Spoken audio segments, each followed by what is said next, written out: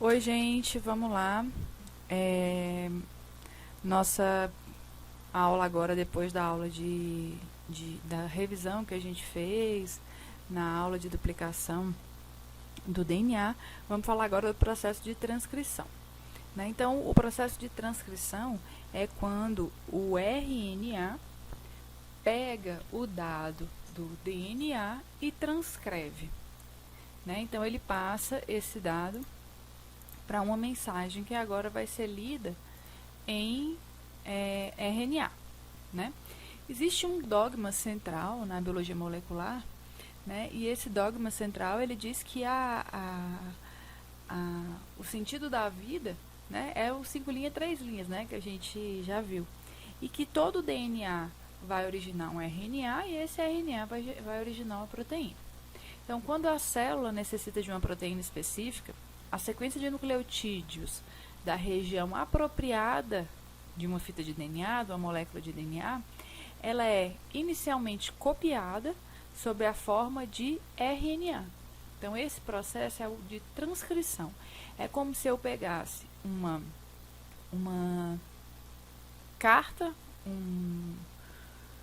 vamos dizer, um recado que foi dado, e esse recado está numa língua que eu preciso transcrever para outra língua para que haja o entendimento de outras partes. Então, eu faço a transcrição em forma de RNA. Então, as cópias de RNA de segmentos de DNA, elas são usadas como moldes para direcionar a síntese proteica. Né? Então, a síntese da proteína é a tradução. Então, a gente tem o DNA sozinho ele se replica, do DNA para o RNA eu tenho transcrição, do RNA para a proteína eu tenho tradução. Né?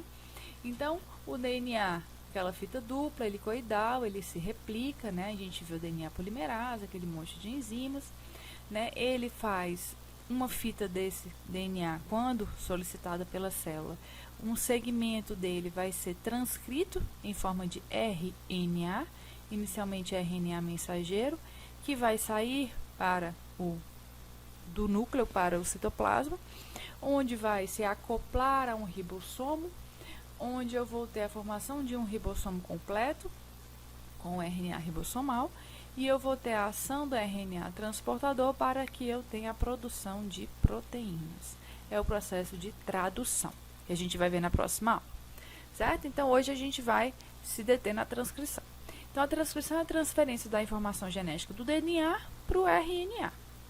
Né? Então, é uma leitura diferente. Ela traduz a informação, né? E ela transcreve a informação do DNA para RNA. A tradução, ela traduz a informação do RNA em proteína. Então, o RNA ele é transcrito a partir de porções de sequências de DNA. O primeiro passo para ler a informação a partir de suas instruções genéticas é a cópia de uma sequência específica de nucleotídeos do DNA, ou seja, um gene, sob a forma de uma sequência de nucleotídeos de RNA. Então, eu pego aquele gene e eu transcrevo esse gene em forma de RNA. A informação na forma de RNA, embora copiada em uma forma química distinta, ainda é escrita especialmente na mesma linguagem do DNA, a linguagem de uma sequência de nucleotídeos, por isso o nome é transcrição. Então, a única diferença é que a informação agora está codificada como RNA, né? Porque agora eu tenho a presença da uracila, mas ela também é escrita na mesma linguagem, ou seja, sequência de nucleotídeos. Então, o RNA, só para a gente lembrar, também tem uma ribose, né? Um açúcar, uma molécula de fosfato, ligação fosfodiéster. Eu tenho bases nitrogenadas, purina e pirimidinas, as purinas, adenina e guanina, e a pirimidinas eu tenho citosina e uracila. A diferença para o DNA é que nós temos aqui, no lugar da uracila, a timina. Então, o RNA, as propriedades de complementariedade por pareamento de base para o DNA também se aplicam ao RNA. Então, a mesma forma que se complementa o DNA, se complementa o RNA. Né? Existem pontes de hidrogênio e a gente tem a uracilo. Então, apesar dessas diferenças químicas serem pequenas, o DNA e o RNA têm diferenças drásticas, né? Principalmente na estrutura. A gente viu que o DNA é uma dupla hélice, tem toda aquela conformação helicoidal, ele é enorme, né? A gente tem sequenciamentos que não significam nada, a gente tem várias proteínas, a gente tem várias substâncias que são agregadas ali para que ele tenha aquela estrutura e que ele esteja protegido. E o RNA, ele é uma fita simples, né? Então, ele não é pareado, ele é uma fita simples. Essa fita de RNA simples, elas podem se dobrar sobre si mesmas, né? E o RNA, ele é principalmente essa fita simples, mas ele contém segmentos de nucleotídeos que podem formar pareamento convencional e não convencional com sequências complementares encontradas em outras regiões da mesma molécula. Então, conforme ele se dobra, né, sobre ele mesmo, eles podem parear ali alguns pares de base. Esse pareamento pode ser convencional e pode ser não convencional. Então, está aqui um pareamento convencional de RNA, e esse pareamento ele vai ser não convencional quando ele impede que outras ligações, né, outros segmentos desse DNA, partes desse RNA, fiquem livres. Isso também pode acontecer no DNA mais dificilmente, porque ele tem toda aquela proteção com as proteínas, né? Então, esses dobramentos permitem a uma molécula de RNA dobrarem-se sobre si mesmas, né, e que elas tenham conformações diferentes. O RNA de uma célula é produzido a partir da transcrição do DNA, como a gente já falou. Então, a transcrição começa com a abertura, né, da desespiralização de uma pequena porção da dupla hélice do DNA. Uma das duas fitas da dupla hélice de DNA, ela age como molde para a síntese do RNA. Então, a gente viu que para que tenha abertura, eu preciso da helicase para ela abrir.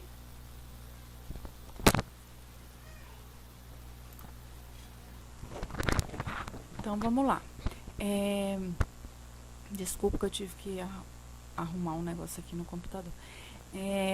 Então, a fita tem que abrir, né?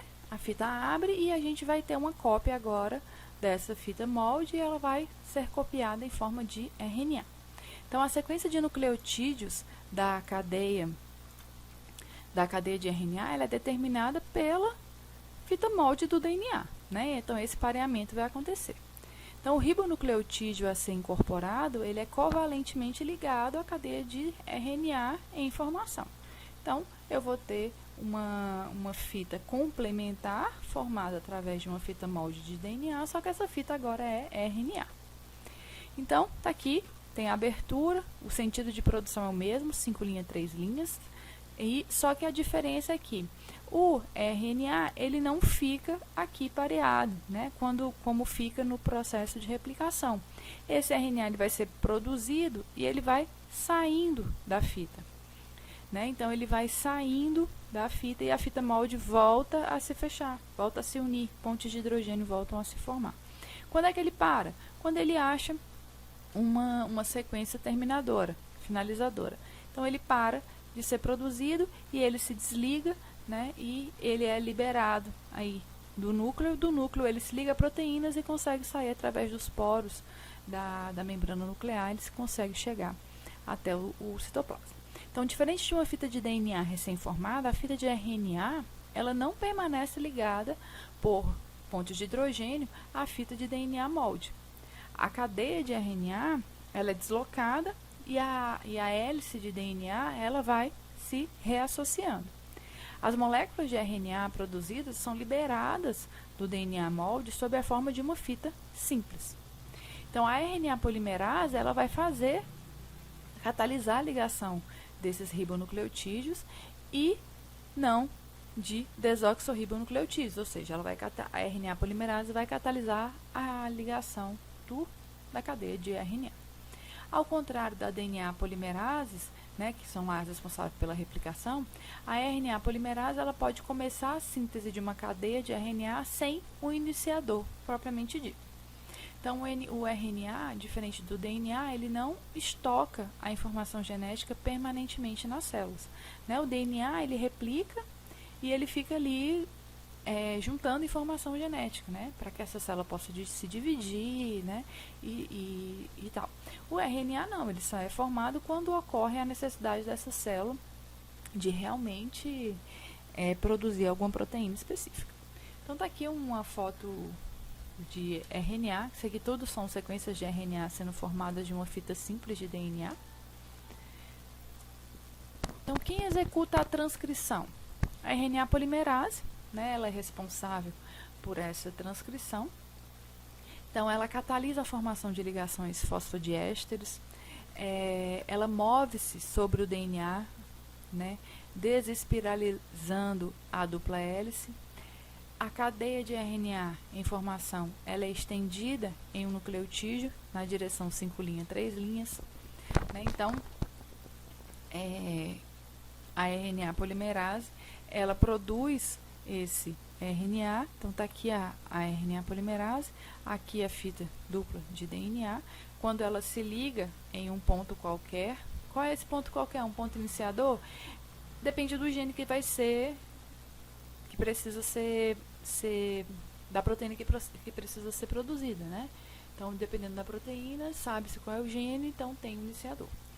Então, ela se liga aqui, abre a dupla hélice, né? Desespiraliza, e como é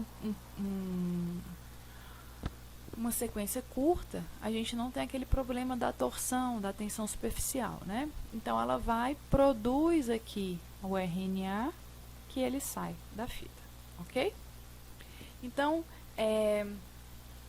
a subunidade sigma da RNA polimerase ela é fundamental para o reconhecimento específico da região promotora. A enzima desliza, né, ela se desliza ao longo do DNA, da fita do DNA, à procura desse promotor. Quem é esse promotor? Esse promotor vai depender do gene que vai ser replicado, que vai ser transcrito, né? Não precisando desenrolar a dupla hélice, nem ligar-se e desligar-se a ela repetidamente, como ocorre na sequência não contínua, ok? Então, quando essa subunidade alfa da RNA polimerase reconhece o promotor, inicia-se a transcrição. E aí, a partir do promotor que foi encontrado, essa transcrição vai ser iniciada sempre no sentido 5', 3'. Então, o promotor ele tem dois elementos. A combinação mais comum, ela inclui sequências denominadas TATA e CAAT, né, situadas próximos ao gene codificador. Então, o que quer dizer isso? O que é um gene promotor? A professora Sara acabou de dizer que não existe um gene inicializador. Não existe um gene inicializador. Realmente não existe. O que existe são genes promotores. Quando a RNA polimerase, ela encontra esses genes promotores, quer dizer que a partir dali eu tenho um gene codificador. Certo? É esse o gene que eu vou codificar? Aí a DNA polimerase vai ver se é ou não. Então, quando ela encontra um gene promotor, que geralmente é o TATA ou CAT, quando ela encontra esses genes promotor, ela já sabe que a partir dali pode ser que ela comece a produzir um RNA mensageiro. Né? Como é que ela vai saber se é ou não? Depende da mensagem que a célula mandou para que seja ativado, ok? Para qual gene tem que ser transcrito. Então, está aqui a RNA polimerase, ela se liga, né, a RNA polimerase, subunidade alfa é essa.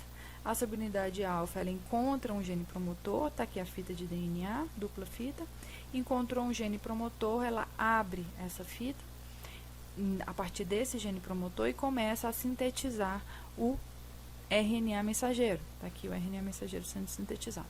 Então, ela vai sintetizando até ela encontrar um gene finalizador, onde ela finaliza, né, a produção, e esse RNA mensageiro, então, ele é destacado do DNA. A gente vai falar sobre esse gene finalizador também. Então, o que será transcrito? O que será transcrito vai ser de acordo com que a necessidade da célula. O que será transcrito será, vocês lembram lá da genética, da biologia molecular, dos exons e introns, né? Os exons são as regiões onde eu tenho uma informação, né? Então, os introns, eles não têm informação. Então, por um processo que nós chamamos de splice, os introns são retirados e a gente aí tem uma sequência codificadora, ou seja, um gene que vai originar uma proteína específica. Qual fita de DNA deverá ser usada? Então, os genes podem estar em uma fita ou na outra, né? Qualquer uma das fitas de DNA. A escolha da fita molde depende da localização da orientação do promotor, aonde o promotor vai estar localizado. E a transcrição também ocorre no sentido 5 linhas, 3 linhas, ok? A ação da RNA polimerase, ela vai pegar a fita molde e ela vai parear essa fita molde. Então, essa fita aqui, né, de RNA, ela é igual a essa daqui, concorda? Com a troca da timina pela uracila. Então, onde ocorre a transcrição? A transcrição, ela ocorre no núcleo. O processo de transcrição. O que é o processo de transcrição? A formação do RNA mensageiro. Mas o RNA mensageiro fica no núcleo? Não. O RNA mensageiro vai para o citoplasma. Então, aqui eu tenho o DNA com seus exons e introns, ocorre o processo de splice, eu tenho, então, uma região que vai ser lida, né, onde eu vou ter só uma região funcional, codificadora, né? Então, esses introns, eles são retirados, né? E o splicing, ele vai que vai determinar o RNA mensageiro em si. Vamos lá de novo. Quando a gente tem uma molécula de DNA, a gente sabe que a molécula de DNA ela é enorme, né? Na molécula de DNA a gente tem exons e introns. Quando você tem um gene, esse gene ele vai conter, né, exons e introns. Só que a gente sabe que esses introns não são codificadores, não são funcionais, né? Eles não codificam a proteína. Então, o que acontece? Copia-se a sequência inteira e depois ocorre o processo de splice nesse RNA. E o RNA agora é uma sequência só codificadora. Por que isso ocorre? Porque senão não vai conseguir ser lido e traduzido depois, para que eu tenha lá nos ribossomos, para que a gente tenha o processo de formação de síntese da proteína. Certo? Então, eu tenho o DNA com seus exons, seus introns, a gente vai transcrever uma sequência, né? Que sequência? A sequência que foi designada pela célula, que vai traduzir em uma proteína, sintetizar uma proteína.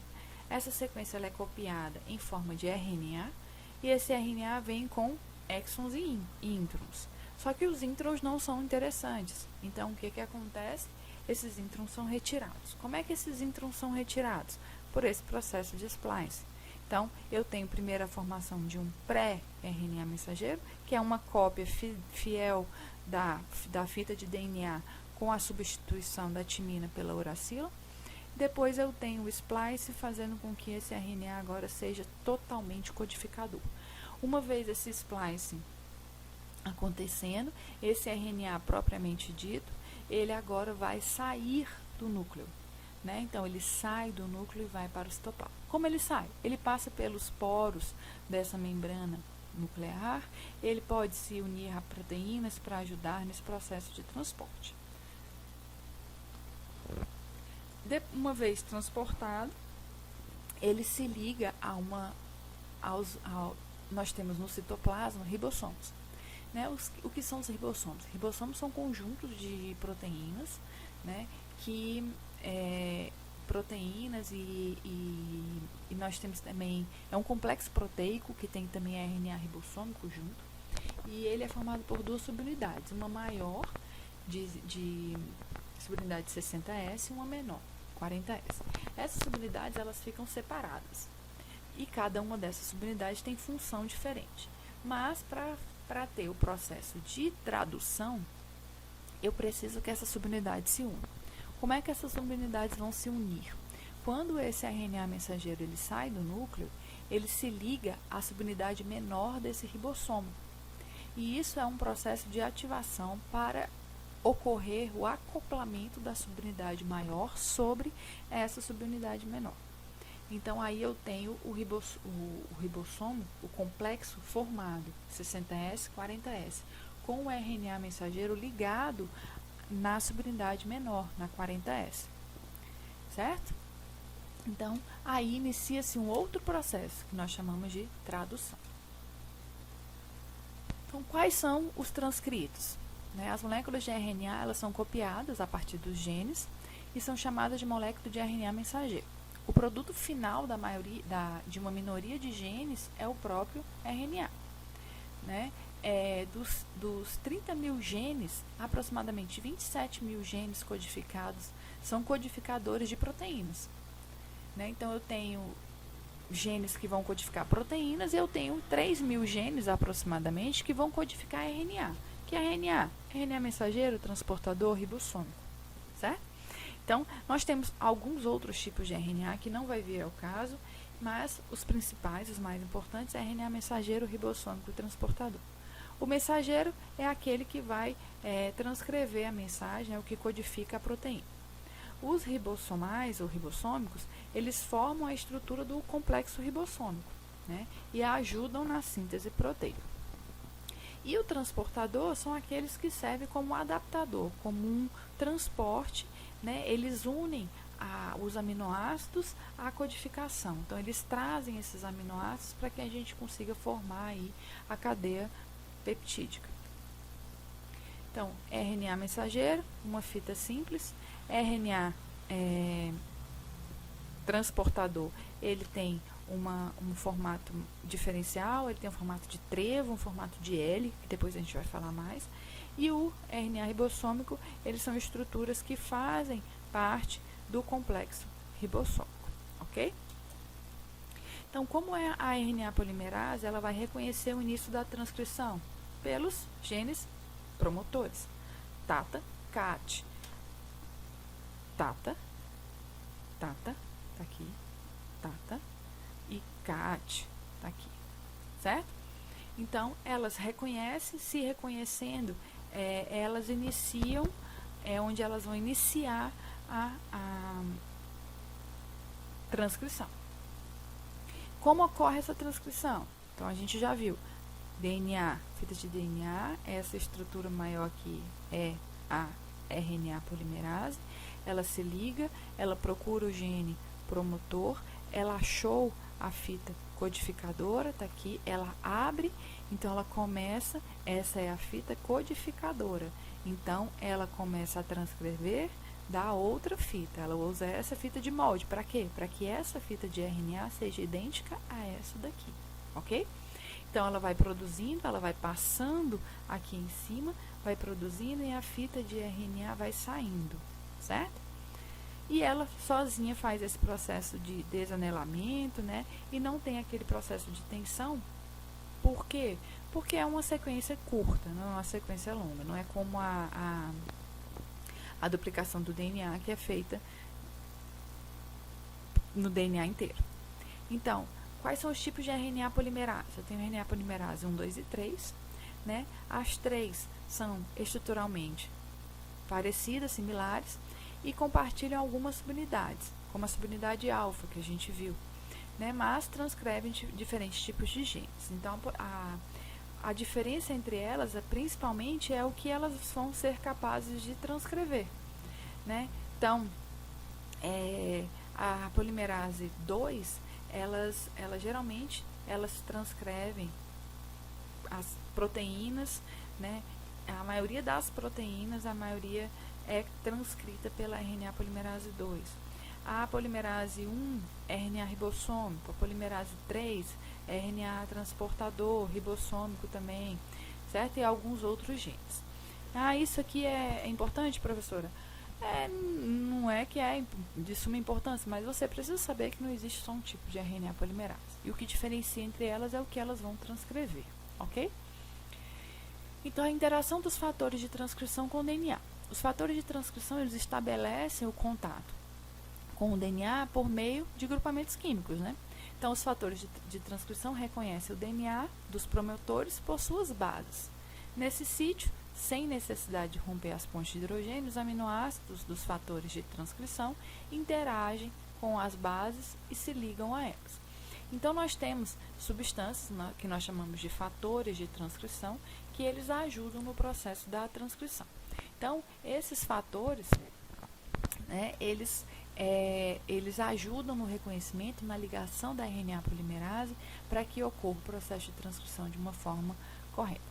Eu preciso saber de todos esses fatores? Não. A gente está falando, aqui é uma revisão de biologia molecular, para vocês saberem que existem, certo? Então, não há necessidade de você se aprofundar nos fatores de transcrição. Então, eles começam, por exemplo, o processo começa com a ligação nesse fator 2D, fator de transcrição 2D, né? Ele se liga ao TATA, né? O TATA é um promotor, né? E a subunidade, né, desse fator 2D reconhece esse TATA, né? E essa subunidade do 2D que reconhece o TATA, ela chama de TBP, né? Então, essa aqui, a TBP, que é a subunidade de um fator de transcrição 2D que reconhece o promotor TATA. Então, quando ocorre esse reconhecimento todo, é que aí a RNA polimerase vai conseguir agir. Quem é que faz a maior parte da produção de proteína? RNA polimerase 2, certo? Então, está aqui o gene promotor, a RNA polimerase, os fatores de transcrição se ligam, né, a esse gene promotor, e aí a gente também tem genes reguladores, que são fatores de transcrições específicos que vão regular a transcrição, para que esse processo seja o mais correto possível, ok? Então, uma vez unida ao promotor, a RNA polimerase 2, ela é fosforilada pelo fator de transcrição 2H. Então, em seguida, a RNA polimerase 2 fosforilada, ela sai, né, dos fatores, ela se desprende dos fatores de transcrição e abre a dupla hélice. Então, para que ocorra a abertura da dupla hélice, eu preciso de outro fator de transcrição, o 2H, certo? Então, os fatores específicos, eles disponibilizam um número de polimerases que realizarão o trabalho, regulando, assim, a quantidade de RNA mensageiro que será fabricado. Então, a gente tem uma quantidade de RNA mensageiro que deve ser fabricado e a gente tem os fatores de regulação, que eles vão regular exatamente quantas RNA polimerases vão trabalhar para que a gente tenha aquela quantidade de RNA mensageiro produzido. Então, a síntese e processamento desse RNA mensageiro. RNA polimerase, está aqui ela, fita de DNA, ok? Após a síntese de 8 a 9 nucleotídeos, o fator sigma, ele é liberado. Então, lembra do fator sigma que reconhece o promotor da RNA polimerase? Então, eu tenho aqui a RNA polimerase, fator sigma, ele reconhece o promotor. Quando ele reconhece o promotor, inicia-se a transcrição. Quando já tem 8 ou 9 nucleotídeos pareados, né, encarrilhados, não é pareados, encarrilhados, essa subunidade sigma, ela é descartada, ela é liberada. A partir daí ocorre o alongamento da transcrição, ou seja, só a adição de mais nucleotídeos, né? Então, o alongamento, lembrando que o alongamento para o RNA ele vai saindo, ele não fica acoplado à dupla hélice, tá? Ele não fica pareado com o DNA. Então, para alongar o RNA mensageiro, a RNA polimerase 2 necessita de dois fatores adicionais de alongamento, o S2 e o S3. A RNA polimerase 2 acrescenta a molécula de RNA, aproximadamente 50 nucleotídeos por segundo, Os transcritos do RNA não estão livres no nucleossomo, né? Eles ficam ligados a algumas proteínas básicas, né, que vão evitar que eles se formem, se eles se pareiem, que eles se conectem a outras substâncias, que se ligam ao RNA mensageiro à medida que eles são sintetizados. Então, para eles não ficarem totalmente livres e à mercê de outras interações, essas proteínas vão lá e se ligam a eles. A terminação da transcrição. Né? Então, ainda não se sabe o que acontece quando a RNA polimerase completa a transcrição. Sugere-se que não existe pontos fixos para o término. A gente sabe que tem o gene promotor, mas não tem o gene terminador. Possivelmente, um dos fatores de transcrição se dissocia e desestabiliza o complexo. Então, não existe exatamente, como tem o TATA e o CAT, que são genes promotores, não tem genes finalizadores. Né? Não se sabe até o momento de genes finalizadores, que se repitam em toda e qualquer transcrição. Então, o que sabe-se é que provavelmente tem a ação de algum fator de transcrição que vai fazer com que ocorra a dissociação e esse RNA ele é despregado, vamos dizer assim, ele solta. Então, aqui só para a gente finalizar, isso aqui também é uma revisão, o processo de edição desse RNA mensageiro. Né? Então, a gente viu que ele é uma cópia de uma sequência de DNA. Essa cópia tem exons e introns e para que ele seja entendido e seja traduzido lá no citoplasma, alguns processos tem que fazer, algumas edições têm que ser feitas nesse RNA. Uma dessas edições é a remoção dos introns, né? Que a gente viu. Então, a remoção desses introns, eu vou ter só exons, que são regiões funcionais. Esse processo a gente chama de splicing. Além da remoção desses introns, a gente tem um acréscimo de subunidades. Então, eu tenho que adicionar uma subunidade, né, que são nas extremidades. CAP, nós chamamos de CAP, e uma poli-A. Por quê? A CAP, ela vai fazer com que ela é adicionada na subunidade, na extremidade 5 linhas. E ela vai fazer com que quando ele estiver no citoplasma, o RNA mensageiro estiver no citoplasma, o ribossomo, ele vai se ligar ao ribossomo, a subunidade menor, esse CAP vai fazer com que eu reconheça que ali inicia o RNA mensageiro, né? E o final é um poli-A. O que é um poli-A? É uma sequência de adenina que são colocadas de forma grande, de várias unidades de adenina são adicionadas para eu entender que ele é o fim. A partir dali acabou, não precisa mais o transportador codificar, né, os códons. Então, esse CAP é adicionado e o poli-A também é adicionado. Né? Os introns são retirados e a gente fica só com os exons, ok?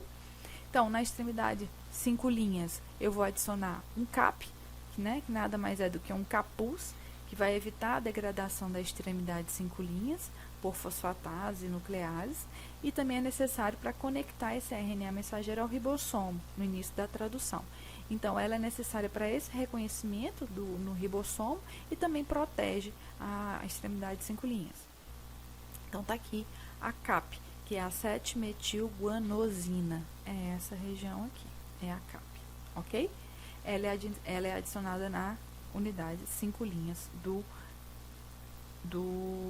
da sequência. Eu tenho a extremidade 3 linhas, eu tenho um poli-A ou poliadenilada, né? Recebe esse nome porque ela recebe mais ou menos uma sequência de 250 adeninas, né? Na extremidade 3 linhas, que garante que o gene será traduzido com toda a informação. Quando chegar nesse tanto de adenina, a AA para de codificar, né? É o fim.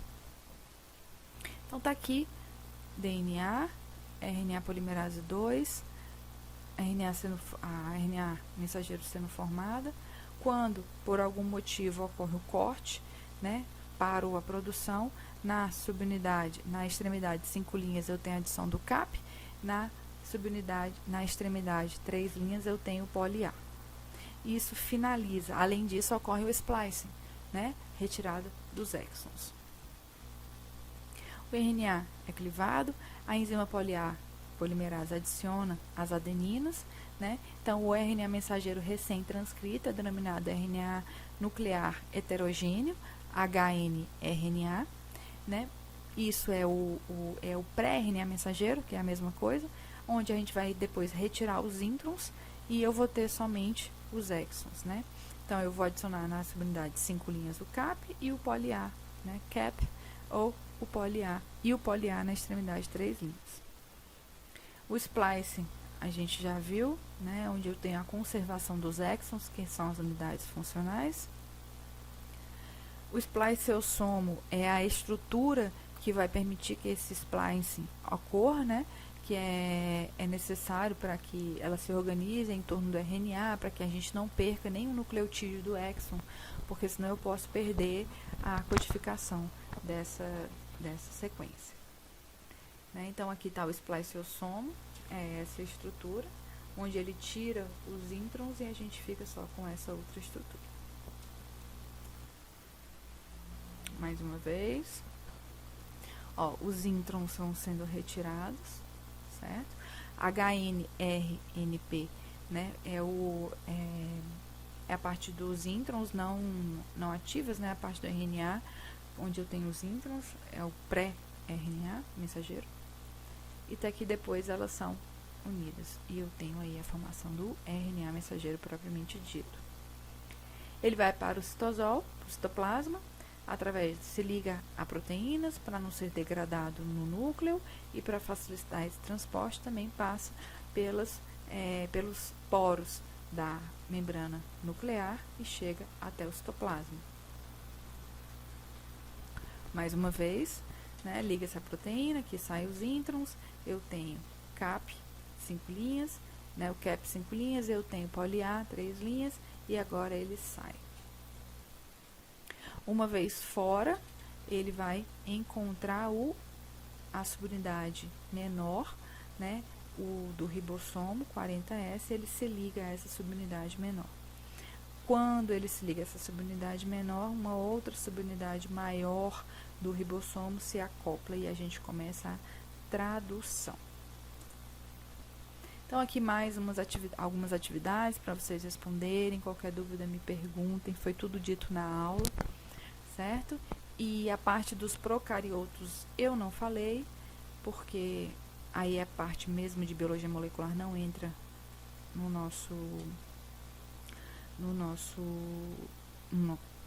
na nossa disciplina, mas para vocês pesquisarem um pouquinho sobre a transcrição dos procariotos, que é bem simples, certo? E bons estudos.